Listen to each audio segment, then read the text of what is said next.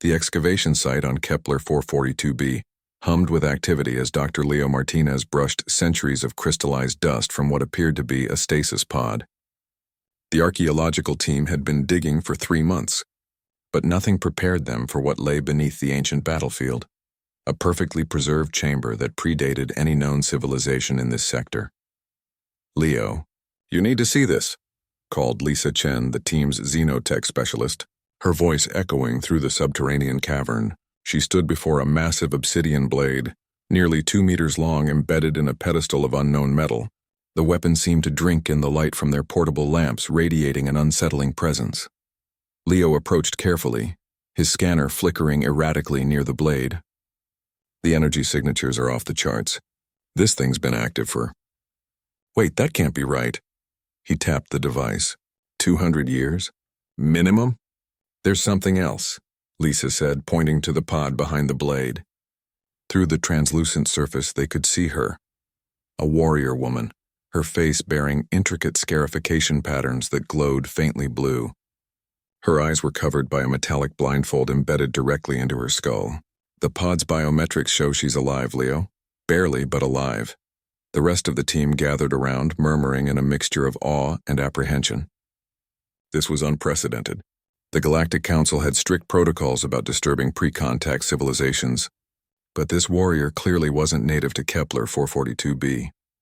The architecture, the technology, it all pointed to something far older and more advanced than anything in the known database. "Don't touch anything," warned Commander Pax, a Threxian security officer whose forearms crossed defensively over his chitinous chest.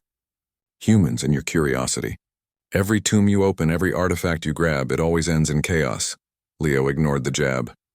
Humans had joined the galactic community only 50 years ago, and species like the Threxians never let them forget their primitive origins. But human curiosity had also led to more archaeological breakthroughs in 5 decades than the Council had achieved in 5 centuries. "The inscriptions," Lisa said, her translation software struggling with the ancient glyphs surrounding the chamber. "Their warnings. Here lies the Kastari champion, undefeated in 10,000 duels, blinded as punishment for mercy, entombed as the wars consumed everything. May she wake when the galaxy remembers what it means to fight with honor." "Kastari?" Leo's eyes widened. "That's impossible. The Kastari were myths, supposedly the most feared warriors in galactic history before they vanished 3,000 years ago. The Council claims they never existed. Well, she exists," Lisa said firmly, "and according to this, she's been waiting." Against every regulation and common sense, Leo reached out toward the blade. Commander Pax shouted a warning, but it was too late. The moment Leo's fingers brushed the obsidian surface, the world exploded in violet light. A voice erupted in his mind, female, ancient, tinged with amusement and something that might have been hunger. "Missed me?" Leo staggered backward as the stasis pod hissed open. The warrior woman sat up slowly, joints cracking after centuries of immobility. The blindfold across her eyes pulsed with crimson light and, despite her lack of sight, she turned her head directly toward Leo as if seeing straight through him. "A human," she said aloud, her voice rough from disuse but carrying unmistakable authority. "Small, fragile, soft-skinned." She inhaled deeply. "But your species has potential. I can taste it in the air, the scent of those who refuse to yield." The chamber shook as ancient defense systems activated. Holographic displays materialized, showing star maps that hadn't existed for millennia.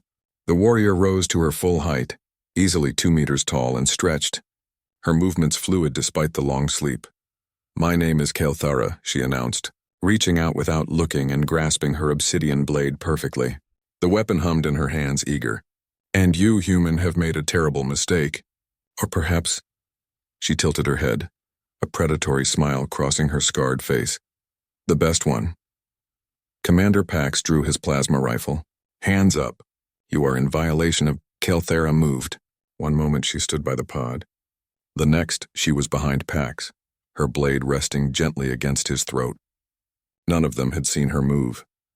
200 years ago, she said conversationally, "my people were betrayed. The Galactic Council, in their infinite wisdom, decided the Kastari were too dangerous to exist. They hunted us across 1,000 worlds. They blinded me, their greatest champion, thinking it would break me. Instead, I learned to see what truly matters. She released Pax, who stumbled forward, gasping. The Council has grown complacent, soft. They've forgotten what the galaxy truly is. A crucible where only the strong survive, where honor means more than treaties, where warriors are needed, not bureaucrats. Lisa stepped forward, trembling but defiant. What do you want? Kael'thera turned toward her, then back to Leo. The human touched my blade. By Kestari law, he has accepted the challenge. He will be my student or my enemy. Her smile widened. And something tells me humanity could use a teacher who remembers the old ways. Your species is young, hungry, unbroken by the galaxy's weight. Together we could remind everyone what it means to be warriors. Leo looked at the blade, then at Kael'thera's sightless, knowing expression. Every instinct screamed danger, but something else stirred beneath. A recognition that the galaxy's peaceful facade hid something rotten, something that needed challenging. What if I refuse? He asked. Then I kill everyone here and find someone more interesting, Kael'thera said matter-of-factly. But you won't refuse. I can feel your spirit, human. You didn't touch my blade by accident. You wanted to know what lay beyond the safe, sanitized universe your council presents. You wanted to find something real. She was right, and Leo hated that he knew it. Fine, he said, meeting her eyeless gaze. Teach me. Kael'thera laughed, a sound like thunder rolling across ancient battlefields. Excellent. The Kestari are reborn through humanity. The galaxy won't know what hit it. She raised her blade to the ceiling. 200 years I slept, blinded and imprisoned. But I never stopped listening, never stopped waiting for warriors worthy of my knowledge. She pointed the blade at Leo. And humanity, despite everything, might just be crazy enough to deserve it. The chamber's ancient systems powered fully online, and across the galaxy, long-dormant Kestari installations began to wake, responding to their champion's return. The age of comfortable peace was ending. The age of warriors was beginning again.